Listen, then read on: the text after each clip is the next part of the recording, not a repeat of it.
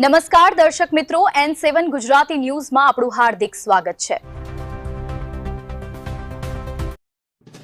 ડભોઈ છેલ્લા 7 વર્ષની લાંબી પ્રતીક્ષા બાદ શરૂ થયેલી અને ઉદ્ઘાટન બાદ તરત જ બંધ કરી દેવાયેલી ડભોઈ કરજણ પ્રતાપનગર ટ્રેન સેવા આવતીકાલથી ફરી પૂર્વવત થવા જઈ રહી છે।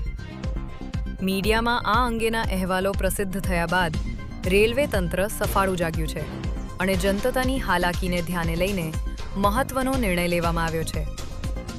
સમયગાળો: ટ્રેન અઠવાડિયામાં 6 દિવસ દોડશે।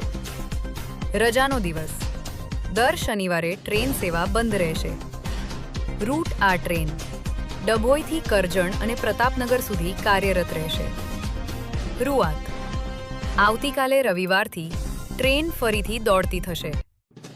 લોકપ્રતિનિધિઓના પ્રયાસો રંગ લાવ્યા।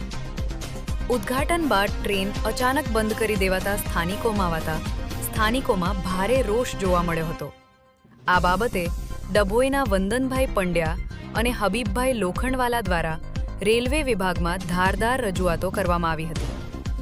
મીડિયાના સતત ફોલોઅપ અને આ સામાજિક આગેવાનોના પ્રયાસોના પરિણામે રેલવે તંત્રએ આ રૂટ ફરી શરૂ કરવાની ફરજ પડી છે।